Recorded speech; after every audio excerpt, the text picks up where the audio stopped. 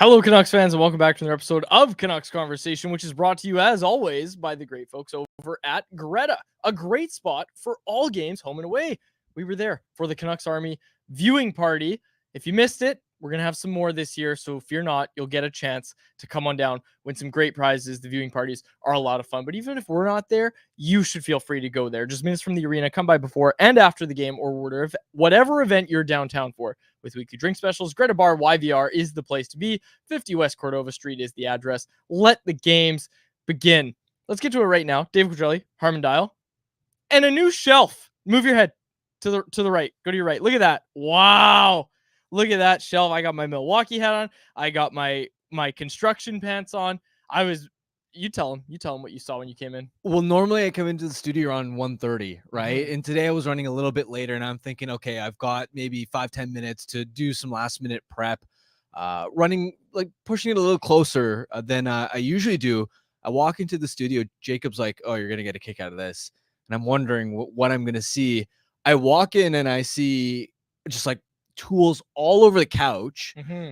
It's a complete mess, and you've got your power tools. You're working on installing the shelf, and I'm thinking, oh boy, this is like we're supposed to go live in like 14 minutes.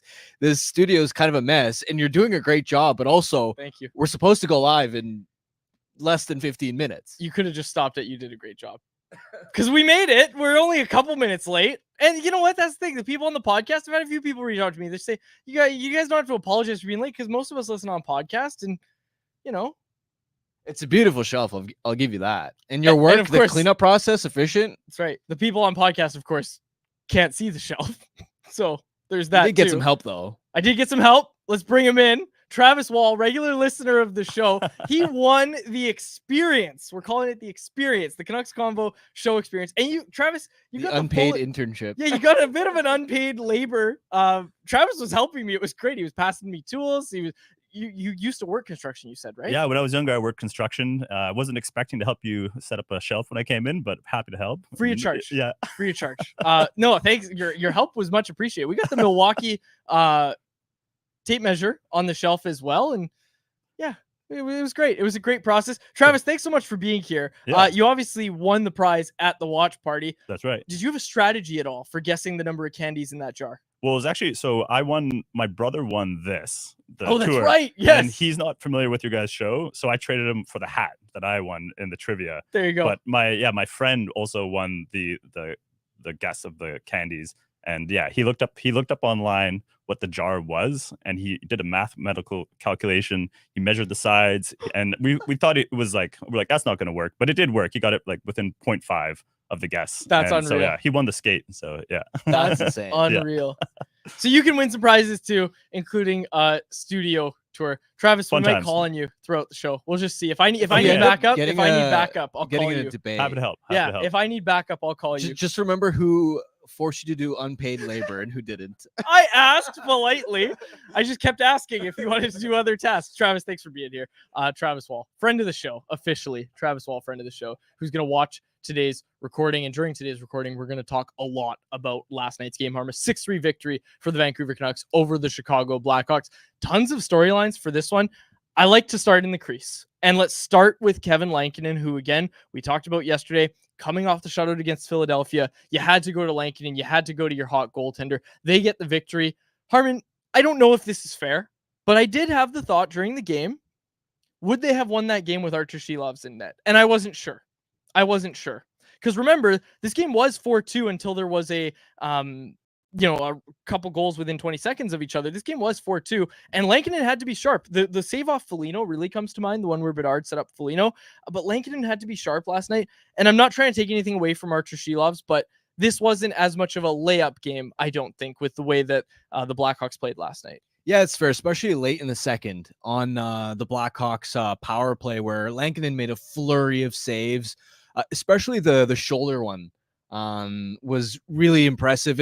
And that's the thing with Lankinen is it's not like he's making a ton of acrobatic desperation saves. He's oftentimes making the really difficult stops look easy, which I think is a testament to how well he's reading the play, how well he's tracking pucks, how efficient and calm his movements are, that he always looks in control. That's my biggest takeaway watching Lankinen play is he doesn't need the explosive athleticism necessarily, just because he always seems like he's in control.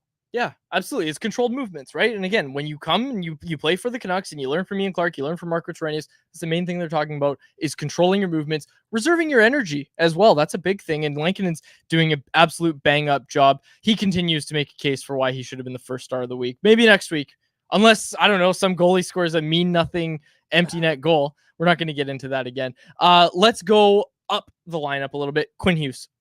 I don't even want to call it a statement game because I think there's been 6 statement games to this point. Your colleague over The Athletic, Thomas Drance, highlighting how much of a problem the minutes where Hughes isn't on the ice are for the other defensemen. I thought Erik Brannstrom was good. I think we'll get into him. We have to talk about the Susie Myers pairing, but let's start with the positive. Let's start with Quinn Hughes, who was absolutely phenomenal once again last night. Well, Quinn Hughes is at the point where I walked away from that game and we're talking about him having a dominant performance, and absolutely the numbers back that up. The eye test backs that up. The Canucks outscored Chicago 3-0 during his 5 and 5 minutes.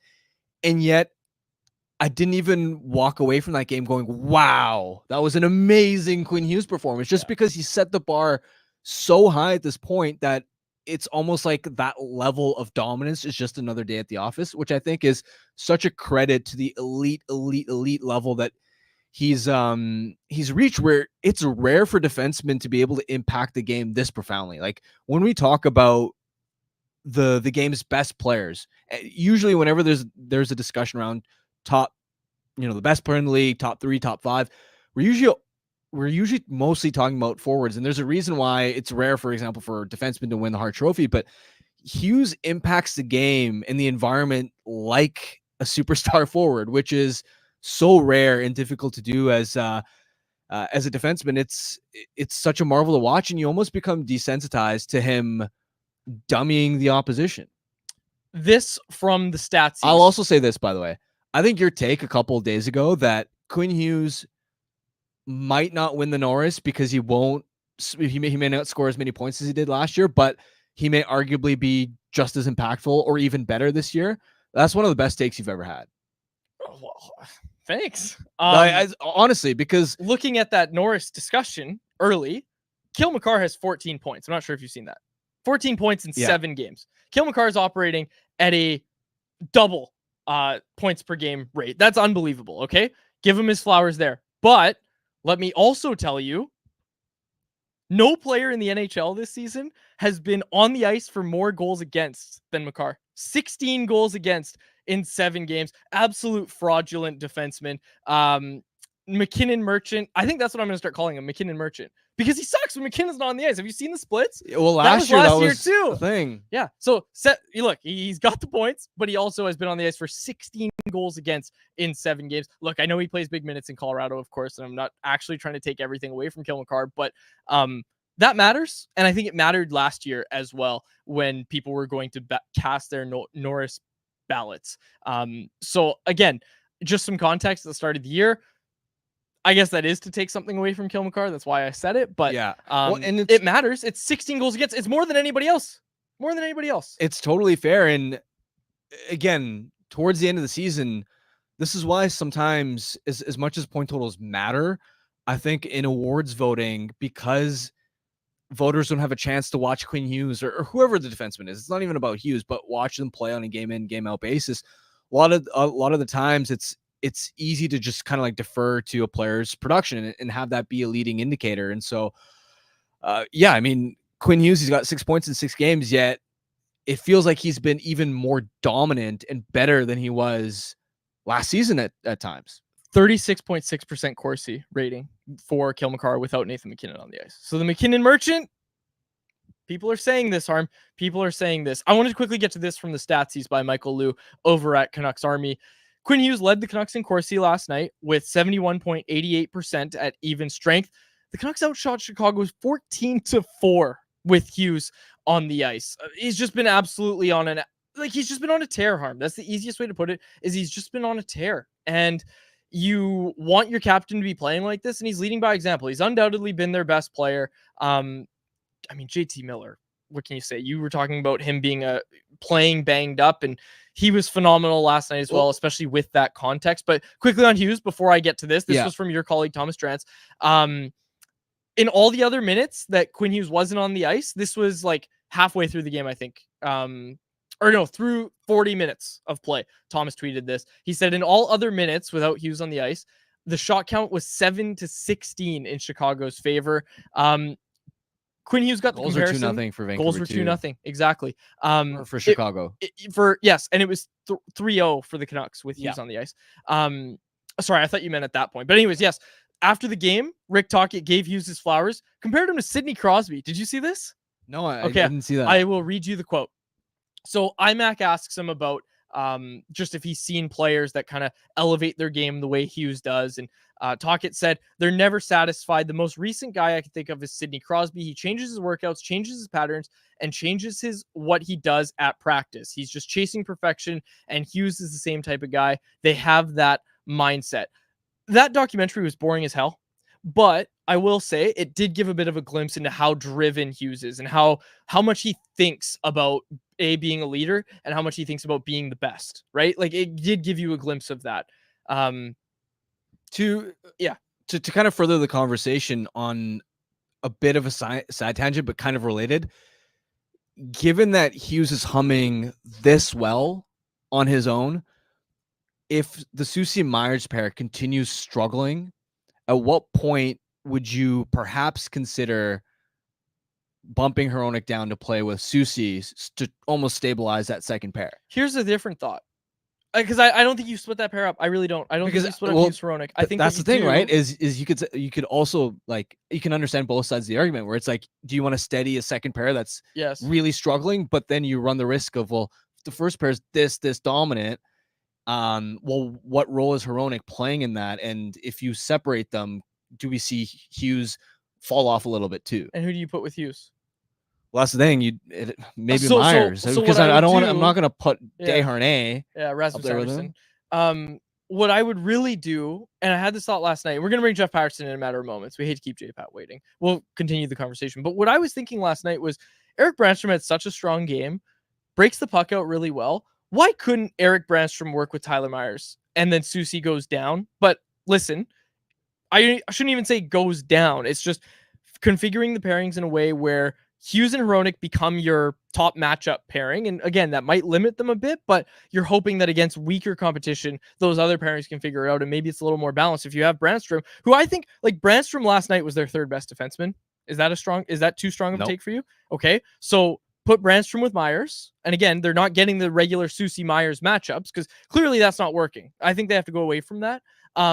Especially when you look at how Pittsburgh's configured. And I guess you guys will get to that on Friday, but maybe I'm thinking a little bit too far ahead and thinking too big about this, but I had that thought last night of, okay, why can't Erik Brannstrom play with Tyler Myers if they're not against top competition?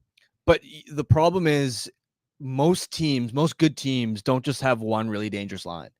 So you can say, yeah, Hughes and Hronek, we're going to give you tough matchups. I think most teams have one line that is more dangerous than their second line, right? Yeah, but like if you're gonna roll up against a team like Dallas, for example, got a long homestand too. Like you got a long homestand with.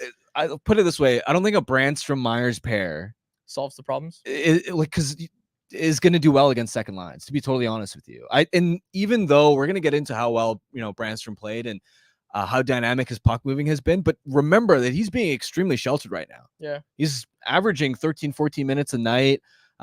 He's not getting very difficult matchups, of course. Yeah. And if you all of a sudden have him out there defending top six lines, that's, I think, where he get exposed. That's a massive jump because keep in mind too, even from a defensive perspective, it wasn't a Mona Lisa from Brannstrom, right? He took the needless holding penalty on Bertuzzi in the corner. He had the giveaway in the third period. There was another sequence in the second period where he pinched up the boards, completely missed the puck and was sort of caught up the ice. And he was fortunate in that Chicago botched the breakout attempt. But again, if that's against a good team that can actually move the puck quickly up the ice, that's a potentially dangerous counterattack chance, especially if it's against the top six line. So for as well as Brannstrom has played, he's not, in my opinion, ready for top four matchups. All right, let's get to Jeff Paterson, who's brought to you by the Vancouver Whitecaps for the third time in the last 4 seasons. Vancouver Whitecaps FC are MLS Cup playoffs bound. The Caps are set to begin their playoff campaign in the Western Conference wildcard match against their Cascadia rival Portland Timbers this Wednesday, today at Providence Park in Portland, Oregon. Kickoff will be at 7:30 p.m. live for free on MLS Season Pass on Apple TV and broadcast on TSN. The winner of the wildcard match will advance to round 1 and take on top seed LAFC in a best-of-3 series between October 26th and November 10th. Playoff tickets for round 1 will be on sale shortly if the Whitecaps FC win their wildcard match. As listeners of Canucks Conversation, you can get in on the exclusive presale by texting CAPS to 604-305-4530. Let's bring him in. Jeff Paterson. Do we have Jeff? Seems like there's a bit of an issue. Give me a second. I'll get this figured out. Can Jeff hear me? Jeff, blink twice if you can hear me. We can't see Jeff either. So Why would you say blink twice? Well, it'll give him extra There time we go. to I got him. admire my shelf. Jeff, what do you think of my shelf? Harman, move your head. Yeah, it's about a 4 out of 10. It's mid. It's I was expecting it. Heard so much about it. Quite frankly, underwhelmed by the shelf. Wow. Okay. Thanks to Jeff Paterson for joining us today for the last time ever. I can't. Jeff, come on. What are you talking about? There's a light. No, the underlight. The underlight gets it to a 4. Wow. Harm, take it away. I'll have to recover from that one. J-Pat, besides being underwhelmed by Quad's shelf there, what stood out to you from last night's game about their victory and just the way they went about it? Yeah, the start, obviously, scoring 21 seconds in, and then building on that, where look, the Blackhawks are a bit of a wild card, right? Like, they don't care about the outcome. They're just out there to have some fun. I mean, they're trying to put something together, but they're a long way off. And so you saw that they're willing to take chances and trade chances. The Canucks have finishing that the Blackhawks don't have. And so I like the fact that the Canucks were able to get the 1-0 lead and then build on it, get a 2-0 cushion, because then the Blackhawks chipped away. They made it 2-1. They made it 3-2, and the Canucks were able to continue to push. It was a crazy first period with that much offense. I like the fact that the power play scored early and then in a 4-2 game in the third period, put the hammer down. Like, we've been waiting to see that power play execution from the Canucks really since the first period of the first game against the Calgary Flames. So, yeah, I mean, I like that third line, the way that it's going right now. I like, obviously, Kevin Lankinen continues to deliver and perform. Should note that they skated in their blacks here today, and he doesn't have black equipment. Quadrelli put me, I got a text at like 4 this morning or something. Does Lankinen have black gear? And I was like, all right, they're not practicing until one day. We'll get to it. But I asked, and it is on order. They're hoping it's here by Saturday, but the stuff that he's got seems to be working for him right now. So if he has to play in white and blue and green gear, it may look a little funny, but he's doing all right. So, yeah, I mean, there's lots to like. They've settled into this thing. 1 regulation loss in 6 games now.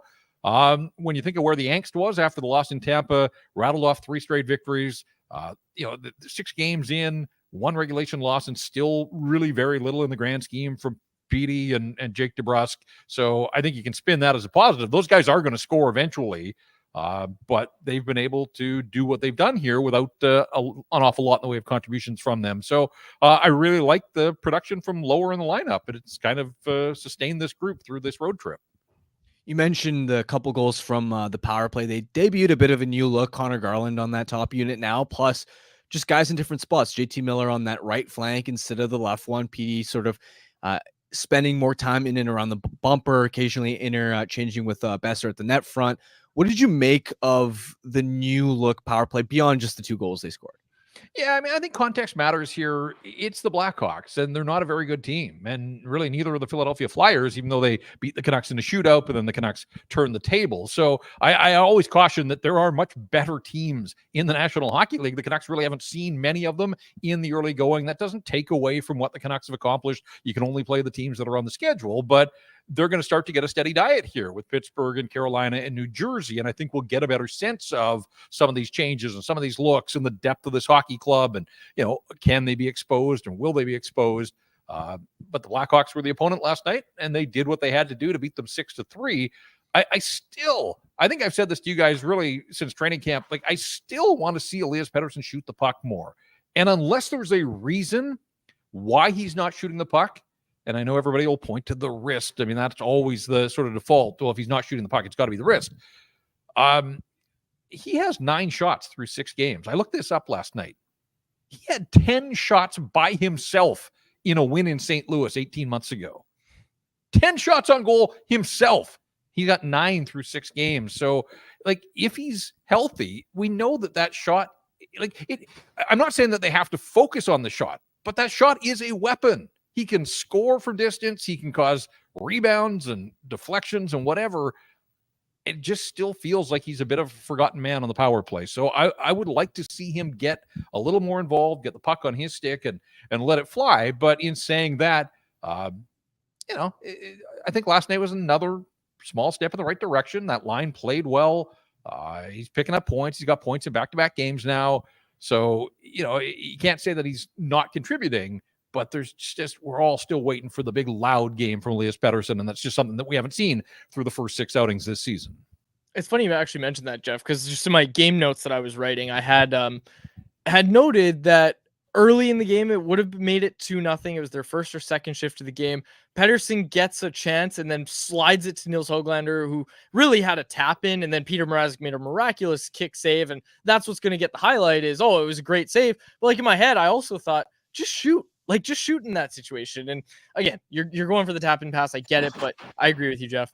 I would like to see him shoot the puck a little bit more. I love the fact, though, that he took on Connor Murphy. And I know it's Connor Murphy, but it's the guy that was right there in front of him, tried to take him on one-on-one. And Murphy, his only recourse was to take a penalty. And that led to the power play goal that really, put the hammer down in the hockey game. So if you back it up, I mean, there are contributions there from him. Guys, I should mention that the Canucks practiced here at 1:00. Some of the staffers that I talked to that were on the road trip said they got through the front door at 3 a.m. And the Canucks were back on the practice ice here today. I think they're getting a day off tomorrow. So I was a little surprised that there was a full practice. It was a spirited practice to the point that Elias Pettersson and JT Miller, and I don't want to overblow this, so please, I'm saying that, but the two of them get into a little chopping match after a drill, pretty standard drill, and the temperature rose and a couple of slashes.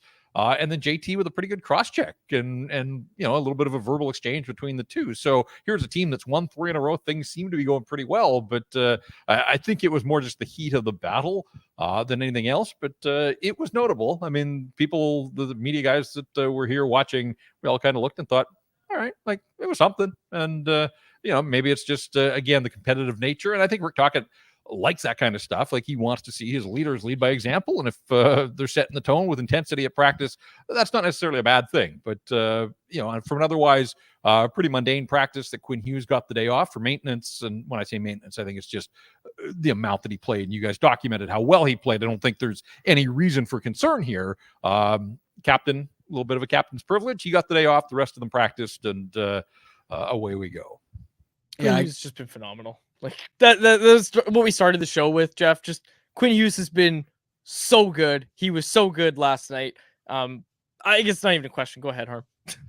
Well, I was also going to add, I guess the PD Miller thing, I guess that's what happens when they have to practice a little bit sleep deprived. But yeah, I was pretty surprised. I figured they would have the day off today and practice tomorrow instead. But I'm sure there was a reason or a thought behind that, maybe related to building availability and whatnot. But to shift gears a little bit, the third line with Sherwood and Bluger, that seems really important, not just from a standpoint of them getting production further down the lineup, but also if you were going to move Höglander and Garland up the lineup, to know that, okay, you can have some of your best wingers in your top 6 and not worry that your bottom 6 is going to completely fall off the map. How vital have their contributions been, and what are you seeing as far as why they're having some success? Yeah, I got to give Teddy Bluger his props here. I was one of these guys that thought he would be the 4th line center. And in fact, I banged that drum pretty loudly that Pius Suter should be given the opportunity to be the 3rd line center starting training camp. Now things happen and, it's a fluid situation, and Suter's been pretty quiet. And Teddy Bluger has just solidly delivered. We saw it for a pretty good stretch last year with Garland and Joshua. And it kind of feels like we're back in that place now, but with 2 different wingers in Danton Heinen and Kiefer Sherwood. Sherwood's been terrific. The hits, that's kind of taking on a life of its own. I had a good chance to talk to him about it today. Even he was laughing, and he's like, there's a puck out there too, right? Recognizing that it's not just about the hits. Because I asked him, is there a danger of falling into the trap of chasing hits? Does it become this idea where I'm on top of the league, I want to stay there, and now you get drawn out of position and you're running around? And he said, no, I'm aware of that, and I've seen that before, but he's pretty quick to point out that the puck remains the focal point. But I just, Teddy Blueger is just really responsible, and it doesn't have huge offensive chops, but there's enough there for him to hold down the center spot on that third line. Sherwood's got great speed. Obviously, the tenacity is now coming to the fore where he's not missing an opportunity. And to rack up 31 hits in 3 games, all in visiting buildings, like that's an accomplishment. Sometimes we accuse guys of getting home cooking and some love from the home scoreboard or the home stats counters. This was out on the road. This was 3 different road buildings, and he goes 10, 9, and 12 last night. So he outdid himself there. And then Danton Heinen, it had been a bit of a quiet start for him. I mean, there'd been some other areas, penalty kill, that he'd been able to contribute. But last night, to get his first 2 and to get one that early in the hockey game, I think gets everybody involved. And I loved that first goal. Like, I just loved everything about that sequence. Phil Hronek, nice play to keep it into the line, gets it down. And I know the 3 of them, and there's a bunch of stills out there where, like, Sherwood looked like he had a great chance to shoot. He elects to pass to Blueger, got half the net wide open. He passes it back to Heinen. Like, it felt like all of them could have scored that opening goal, and eventually it wound up on the stick of Danton Heinen. So, I'm sure Heinen didn't want to go a whole lot longer without getting his first. And then, as it turned out, he went 10 minutes and he has his second and almost had a hat trick as the night unfolded. So, I mean, they all bring a little bit of something different, but collectively it adds up to a pretty stout-looking third line that I think the Canucks would be happy to roll with for quite a while. And then, of course, Dakota Joshua might cloud that whenever he gets the green light to get back in another day in a non-contact jersey, but another day that he's on the ice with his teammates here at Rogers Arena. Jeff, just before we close out, let's just talk about Joshua returning. We saw the report, 1 to 2 weeks, it looks like, before he was able to return. What do the Canucks do when he's actually ready to return, in your mind? Like, where does he slot in this lineup? They've just turned the lights out on me here at the Rog, so I hope I'm okay. Oh, the lights are back on. There we go. Oh, they're watching the show. Let me first say, this is the first time that I've seen Dakota Joshua with my own eyes. I've seen a little bit of video of him out on the road. A week seems premature to me. He's still in a non-contact jersey. That means he hasn't taken contact. I mean, it's pretty straightforward. You have to be able to absorb some punishment. It's a physical game, and that's the style of game that he plays. So he's got to get out of the non-contact jersey. I would think then he would need a couple of practices where he's fully involved and absorbing contact and giving as much as he's taking. And then it's getting the skating legs up as well. Like, the Canucks have played 6 games. So, just everybody in the league has now played 6 or 7 or 8 games. By the time he gets back, I think most teams will be at probably the 10-game mark. They've had a training camp, preseason, and 10 games of NHL speed. And he's got to catch up to that and jump on midstream. That's not easy. Now, remember last year, struggled out of the gate, was a healthy scratch in that 10-1 win in San Jose in early November. He didn't get off to a great start last year and then caught fire. So, it wasn't an injury last year. It was sort of ineffectiveness and conditioning, perhaps. Different circumstances, obviously, but he showed last year that he could ramp things up in season, and I think he's going to have to draw on that. And then where do you put him? Like, with all due respect to Danton Heinen last night, I still like Blueger with Joshua on one side and Sherwood on the other. Like, I kind of like the looks and the sounds of that as a third line. And, again, let's see where this team is. Knock on wood for their sake that everybody is healthy and that, there are difficult decisions to make for the coaching staff. But that's one thing that you can't get ahead of yourselves.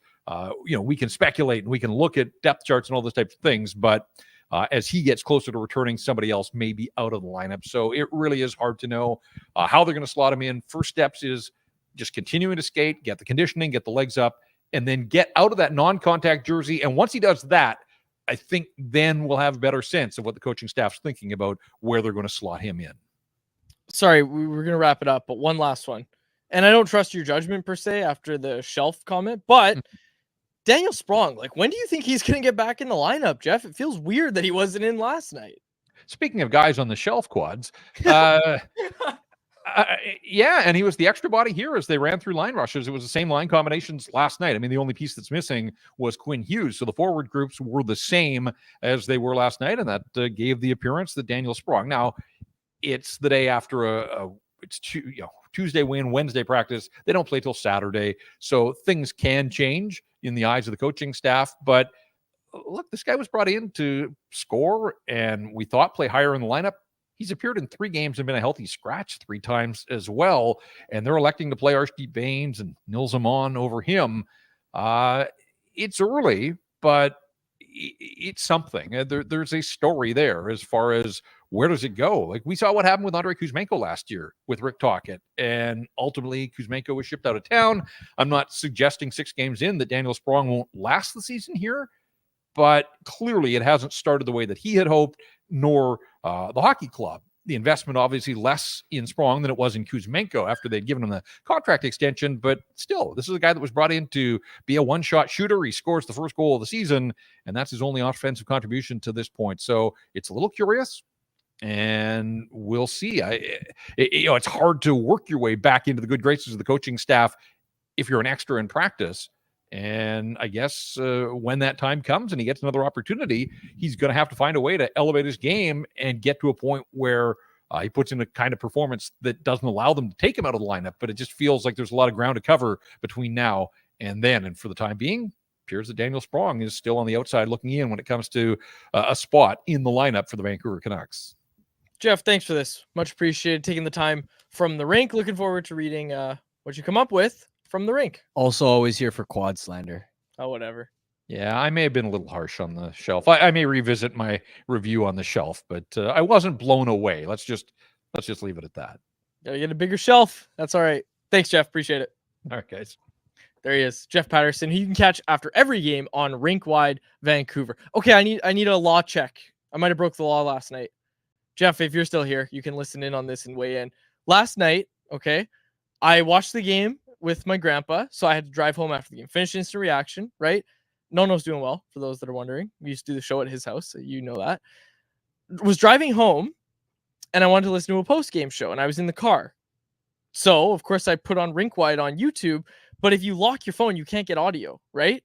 So I was driving with my phone mounted. I wasn't looking at my phone, but like there was a chat going and the video was playing on my phone while I'm driving, right? And I, obviously, like I said, I was not watching it, but is that going to hold up if a cop pulls up beside me? He's like, is this guy watching a broadcast right now? Like, law check. Did I break the law last night? Admit to distracted driving. Well, I swear to God, I didn't look at it. Like, well, I just had the audio, but I'm asking if that would hold up with a cop. Like, if a cop pulled up beside me, would they be like, what are you doing? Like, am I allowed to?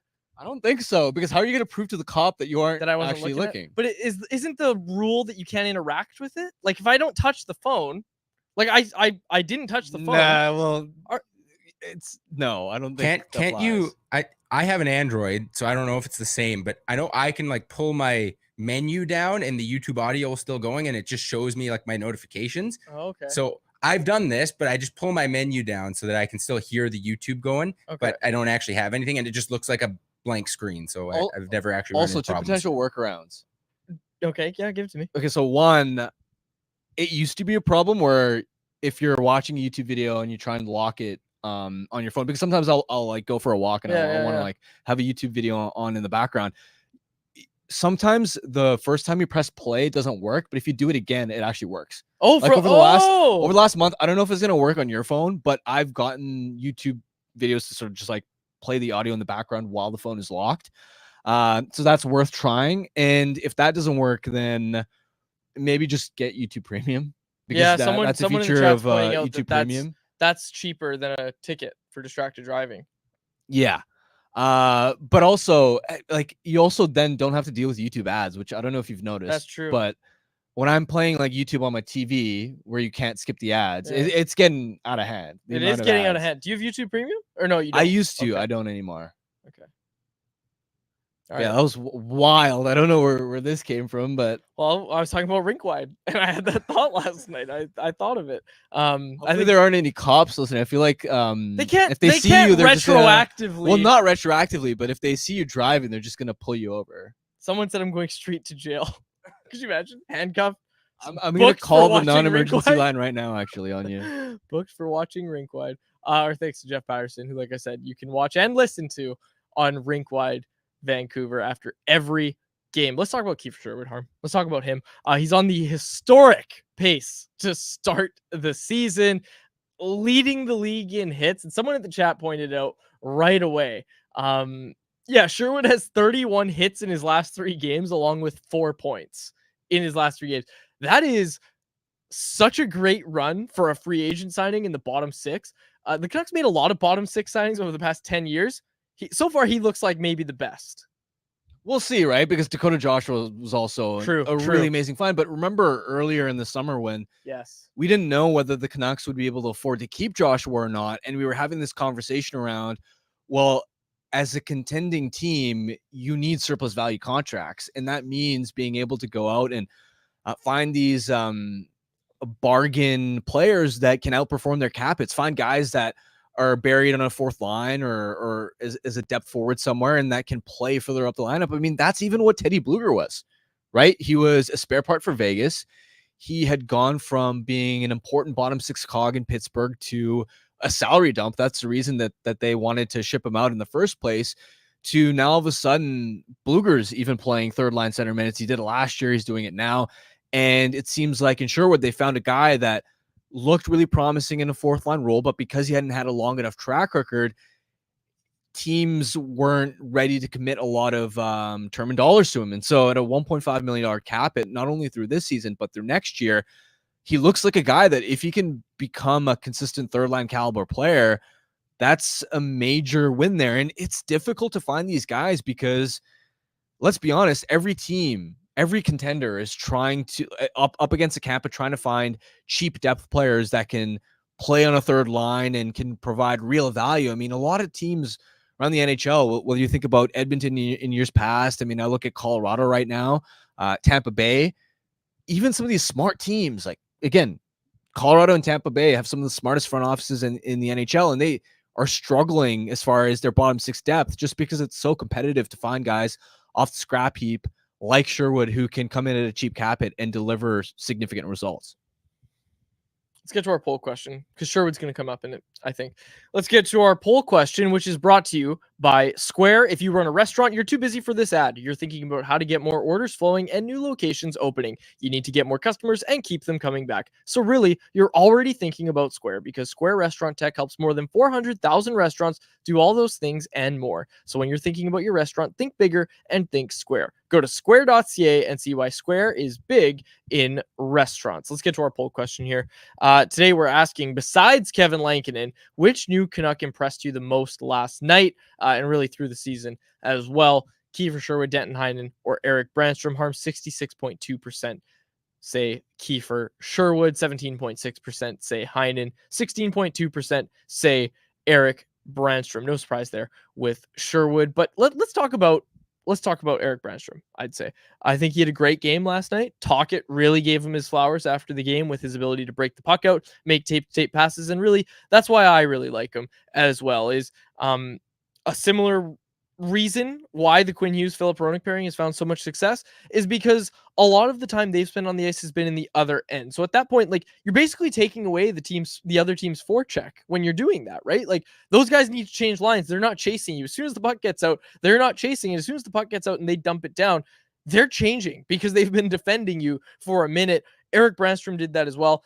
Hit a crossbar, had a really smart play, an assist on one of the goals. I was really impressed with him last night. Hands down, his best game as a Canuck. Affirming my take that he just shouldn't leave the lineup anytime soon. Yeah, again, I think the Florida game was just a getting his feet wet type performance. And since then, I mean, Philly and Chicago, he's looked really strong, really promising with the way that he can just wheel around the net. Even the composure where I remember one defensive zone retrieval where Chicago sort of sent a high flip and a couple of Hawks were sort of on him and it was a bouncing puck.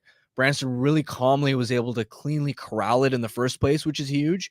And then he was able to lean on his edges really smoothly, separate from that first layer of forechecking pressure. And then he had a second forechecker on him, and he was able to not only slip a clean backhand pass tape to tape, but then he continued skating. So he got the puck back in the neutral zone and then made a pass to the weak side where the Canucks were able to get a clean offensive zone entry. And I'm thinking there's no defenseman on this roster besides Hughes or Hronek who could make that play. Yeah, that's what it comes down to. And like we say all the time, he's on his way. Maybe not Quinn Hughes, but Gustav Forsling at least. Give me that. He's on his way. He's on his way. Okay, buddy. Cap dump trade. Like, that's the thing at the end of the day, in all seriousness, it was a cap dump trade. Like, it was a cap dump. They got off of Tucker Pullman. They're accruing cap space. So not only do they get Eric Brannstrom, but they're now accruing cap space. So all these problems that we're seeing on the back end, like, these are going to get addressed, obviously, when they go get Rasmus Andersson. But if they don't get Andersson, which I don't think is going to happen, I think they will get him. But okay, we got to clear this up. You're convinced that your Flames are a wagon and are going to make the playoffs. But Rasmus Anderson has been their best player so far. So Brad Treliving's not the GM anymore. No, so what's going to happen? They're going to stick to either they're going to be good enough to make the playoffs. I don't think you can say both things. Where either they're going to be good enough to make the playoffs and they're not going to sell off their best player. Yeah. Or they're going to fall off, which is then going to force them to trade Anderson. They both can't happen. Yeah, no, they can. They can do a little switcheroo. You make a trade for Anderson, you get a boatload of assets, and then you go make another trade for a guy who's not as good, but it costs you half the assets. Maybe younger, maybe cross-controlled. You use the assets, you do a little Bo Horvat, Philip Hronek swap. What do you mean? Don't think that's happening. I just told you it is, though. No. Why not? Well, it's tough to execute. It's Craig easy Conroy's, to say, like, Craig. It's tough for Brad Treliving to execute. Not tough for Patrick Allvin to execute. Not tough for Craig Conroy to execute. But Rasmus Anderson is also young enough that they may just go, well, we're going to keep this guy. Okay, well, if they do that, then the Canucks won't. My point is, like, for him to become available, you're going to want to see them fall out of the playoff race. No, I don't want to see that. Well, I don't think you can have both. I actually think I can have both. I disagree. All right. Pirate Pack bet. If you really want Anderson, you might have to start This is rooting for losses here. Nope. Third Pirate Pack bet of the year. We're going to get both. Flames making the playoffs, and they'll trade Anderson. Speaking of Pirate Packs, we deserve. I retroactively deserve one for the Mikheyev over under bet, by the way. Yeah, I'm not sure if he's hitting 40. Speaking of Pirate Packs, though, let's get to anyone else, which is presented very proudly by White Spot. At White Spot, they're all about enjoying great, comforting food and spending quality time with loved ones. With the new comfort menu, White Spot is focusing on cozy, satisfying flavors that are perfect to enjoy with family. Available now and developed by the White Spot culinary team, the comfort menu is filled with warm, indulgent dishes designed to make you feel right at home.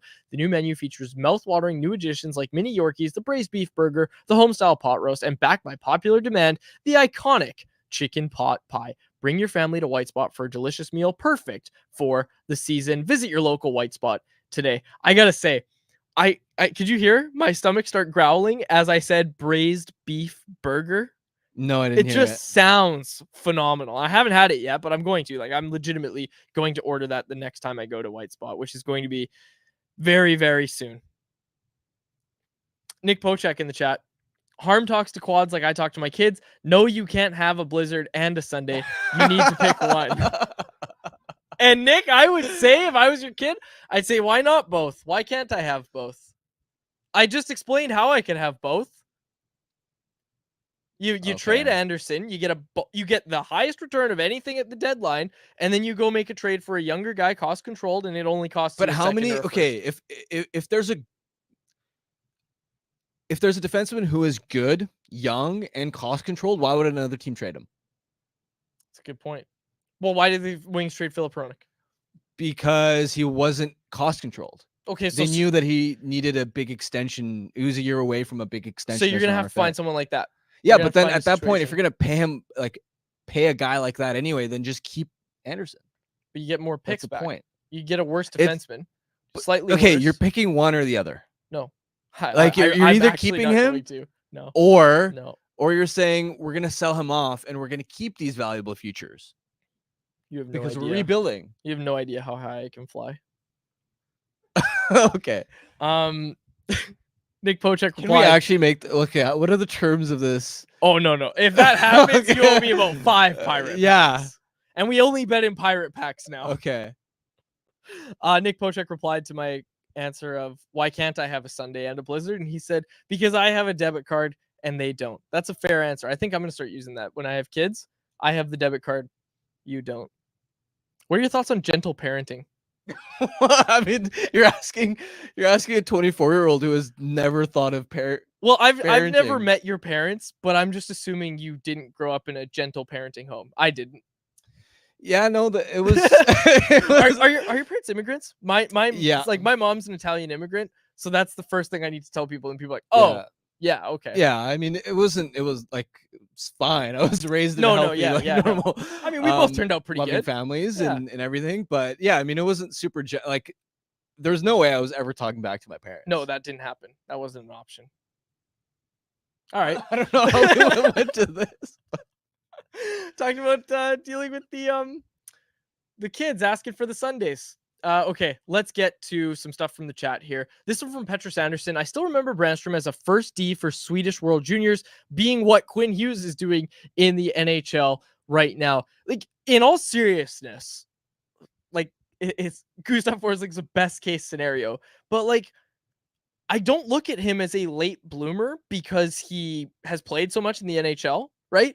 Do I think he could have his best year of his career this year in Vancouver? Yes. I have started to recently have that thought because someone asked on a recent show, like, what might the impact be with Adam Foote, Sergei Gonchar with a offense first defenseman? We've seen it with the bigger guys like, Noah Juleson and Tyler Myers, but what could the impact be? Like, can you minimize those mistakes? Because I think that makes Erik Brannstrom a huge asset, is he's able to lean into those things he does really well, those things that are very hard to teach, like things like a Noah Juleson and a Tyler Myers, although they clean up their game, probably aren't going to be able to do. Like, can Erik Brannstrom clean up the mistakes that have made it hard for him to really excel at the NHL level?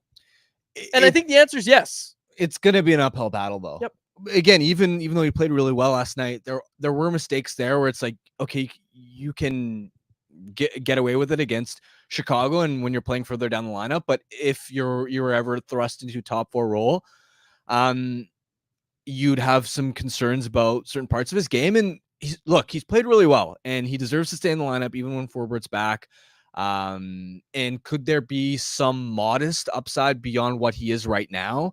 Yeah, maybe, but he's also 25 years old, and most guys with this profile don't suddenly just figure it out. I also like, just let's pump the brakes in the sense that last two games were against Philadelphia and Chicago, bad teams, and he's still playing like 13, 14 minutes a night. If he does this for a month, 2 months, where he's crushing it in a third pair role, then okay, you enter the territory of, can he be something more? Because let's remember, it's not just reaching the bar of you're crushing this role and that means you're ready for top 4 minutes. It's a lot of guys that even crush a third pair role can't figure out how to translate into top 4 role. Like Travis Dermott is a really good example. For the Leafs for multiple seasons, he was an example of, he moves the puck really well. He is agile. This is before his injuries. He hasn't really been the same player. Like even when he was in Vancouver, I don't think we saw the Travis Dermott that he was in Toronto. And at the time, Dermott was in his early 20s. And he was even a little bit bigger than Brannstrom, but it was the same sort of discussion around, wow, his analytics are amazing. By the eye test, look at the way that he can move the puck. And he's not making that many defensive mistakes, but why doesn't the coaching staff ever try and use him up the lineup a little bit? And can he clean up the mistakes? And he's still young and should have some upside. A lot of Leafs fans I actually thought that he could grow into a top 4 defenseman. And the issue was just whenever he was scaled up the lineup, it was just the step up from a third pair role to a like top 4 minutes and going up against top 6 matchups. It's really underestimated. And there were so many examples of guys that can't make that leap. So all I'm saying is I love seeing what Brannstrom has done in a third pair role so far. Keep him there. He deserves that opportunity to stick there. But let's pump the brakes as far as, is he going to be a future top 4 defenseman? Okay, final thing for me today, Harman. I need to talk about this. Daniel Sprong has to get in the lineup. Should have been in last night. Tired of Arshdeep Bains, tired of Nils Amon. You need to put Daniel Sprong. If you're not going to trust him top 6, which clearly that's done. That's done already. And he's going to have to build to that point again. If you're done with Daniel Sprong in a top 6 role, like, to me, it's shelter the minutes on the 4th line, right? Play him on the second power play unit. Like, there's value in that role. I think he brings more value to the lineup, gives them a better shot at winning when he's in the lineup than when he's in the press box.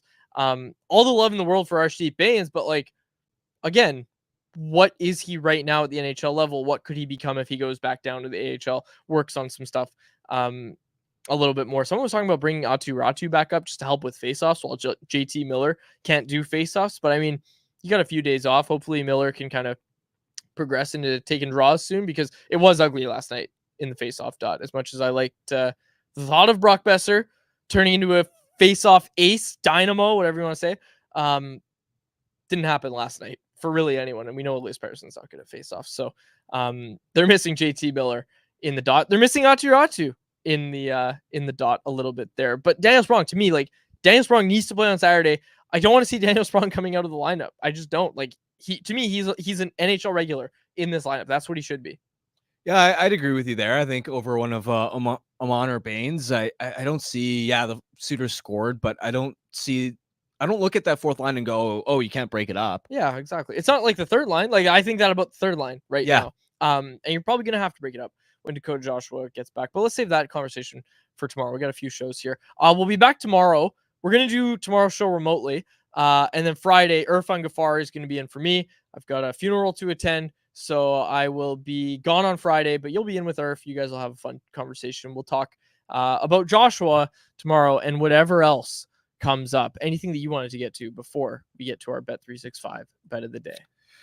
No, don't think so. All right. Well, let's get to our Bet365 bet of the day, which is brought to you by our friends over at Bet365. Did you watch or see highlights of LeBron and LeBron James Jr. getting in? Bronny, right? Bronny's his name? LeBron James Jr. Yeah, his name's Bronny. Well, no, isn't his name actually LeBron James Jr.? His birth name is LeBron James Jr. Ha! I know goes- ball. yeah, I you're know right. ball. I'm He wrong. goes by Bronny, and he's listed on the NBA website as Bronny. Oh, So- yes. Oh, did you see okay, I want to find this. You do your Sure. bet Yeah, I'll thing? do my bet. Yep. Okay. Our Bet365 bet of the day. We're taking the Flyers, who they've had some ups and downs, but we're taking the Flyers to beat the Washington Capitals tonight. You can get them at plus 120 over at Bet365, a proud partner of Canucks Conversation. Open an account with Bet365 today and bet on a huge range of markets. Whatever the sport, whatever the moment, it's never ordinary at Bet365. Be sure to use code NATION. New code there, folks. NATION when you sign up for an account. Okay, so there's a Filipino basketball prospect who's 6'7". His father played college ball, and so his name is LeBron James, but James. Oh, And that's so his awesome. father of college basketball just like named him LeBron, and he's been tearing up whatever league he plays in. But the funny thing is, he idolizes Giannis. Oh, that's awesome. So I just thought that was really That's a funny. great I saw story. that on social media, I think yesterday. That's a quality addition to anyone else. Quality addition as well as we close out the show here. We need a few more Family Feud responses. We're going to do Family Feud tomorrow. Looking to go 5-1 on the year. We need a few more responses. Just a few more, Jacob says. So that's right, Jacob. Just a few more responses. Yeah, I think we needed like 7 or 8. So Okay. we don't want to tweet it out for 7 or 8. Just Yep. we want the live viewers and listeners getting in there. Travis, have you filled out the Family Feud responses yet? Did you get your survey done? No, but I will. All right, so we're down to 6 because Travis is about to do it. Travis, thanks for being here today. We appreciate you taking time. Thanks for having me. Oh, that's great. I give it 10 out of 10 on the shelf for That's- installation. That's what I'm asking for. What place are the Flames going to finish in this year? They're not going to be a wild card team. I don't know. I'd say Third in the Pacific. You heard it from Travis. They're taking a spot in the Pacific. Travis, thank you for being here. Appreciate Thanks it. for having me. We'll close it out there. Did I do everything? Yeah, I think I did everything.